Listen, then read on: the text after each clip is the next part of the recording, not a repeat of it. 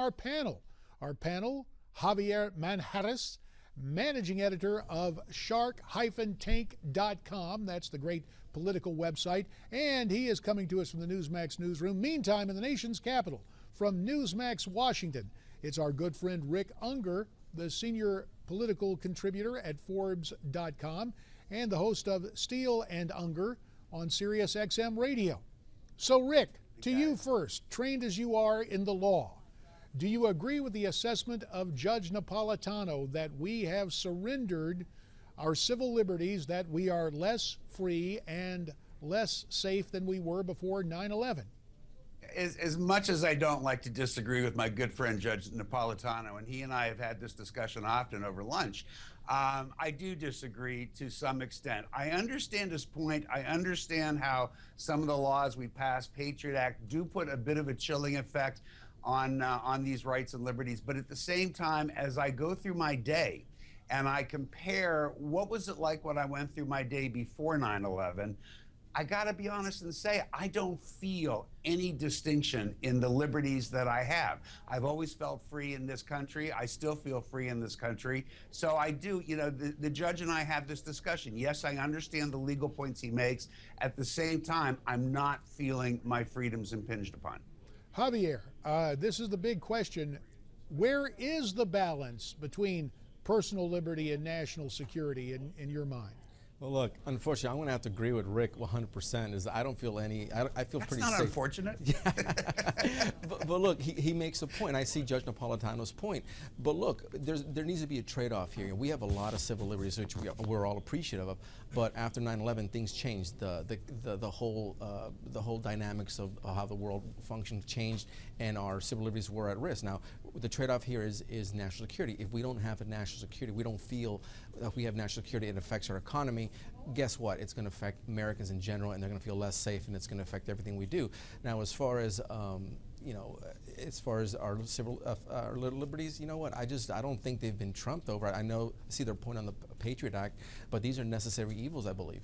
And the other thing we put into the Patriot Act was mandatory review of that annually, precisely to try and keep the government from overstepping its bounds. So, seems to be agreement on the notion that conflict, there is a body of case law that wartime and conflict can bring decisions that might err on the side of national security, but you two say, hey, as far as you're concerned, you got your civil liberties intact. It's a fine balancing act. It is, and it's something we have to be vigilant about. And I agree. We have to find a balance, and there needs to be a trade-off here. There has to be. National security trumps everything else. Well, with that in mind, a proposal out there, really in the House, it's Ted Poe, in the Senate, Ted Cruz, the notion that American citizens who obviously have U.S. passports who were found to be fighting for ISIS be stripped of their citizenship.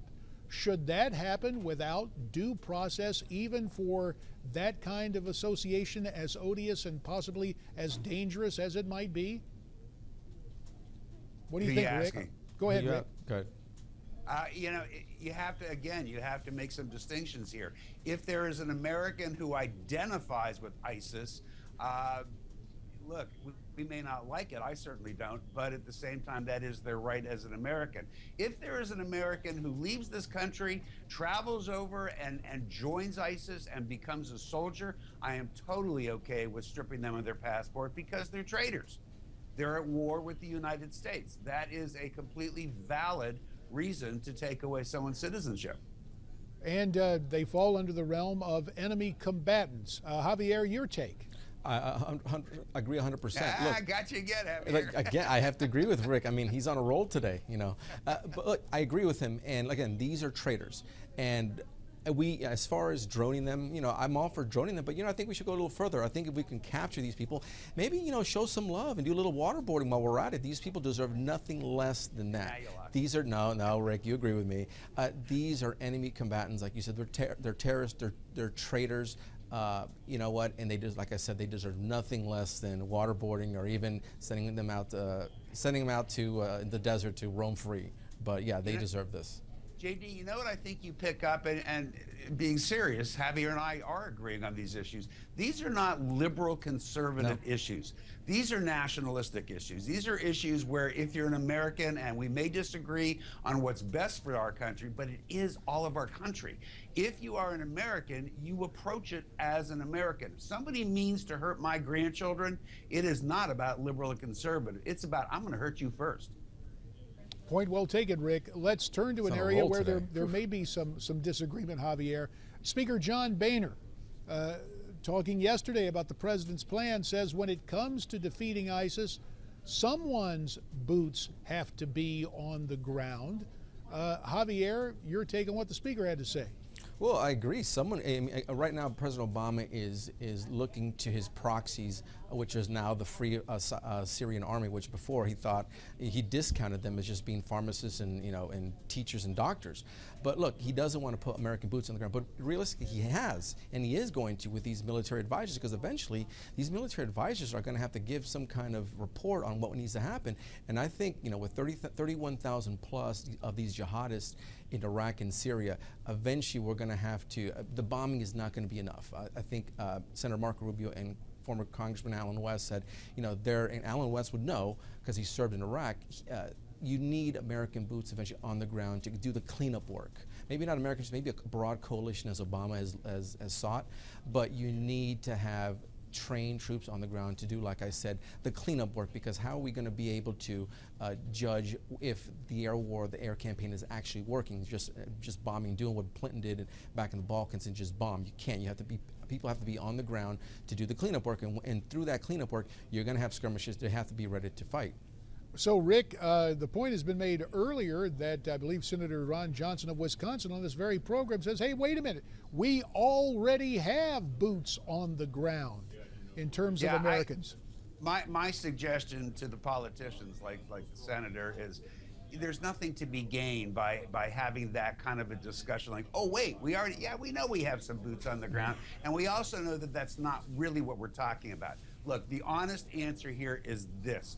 We have to wait and see. The president has laid his initial bet on getting behind the Kurdish fighters in Iraq. I got confidence in the Kurdish fighters, but he's also gotten behind the Iraqi forces. I got to be honest, I'm far less confident about them, and I actually agree with Javier. I don't have a lot of faith at all in the moderate Syrian forces. But you start out that way because the president is acknowledging a political reality, which is Americans don't want us to do it.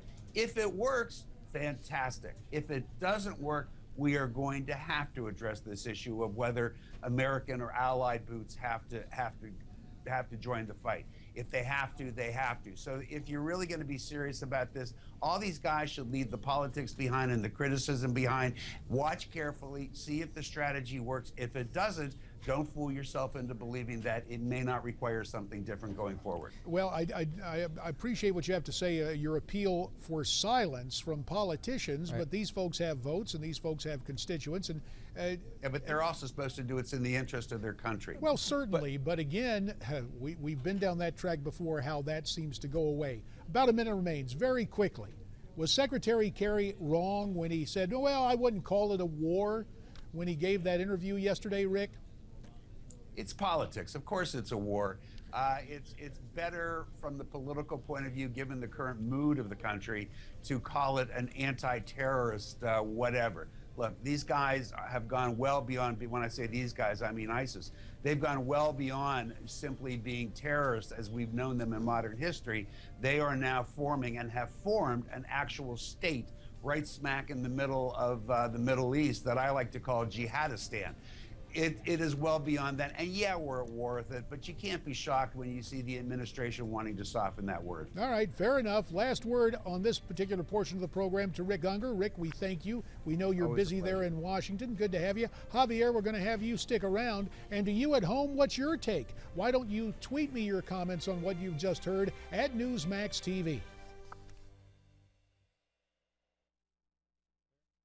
I often think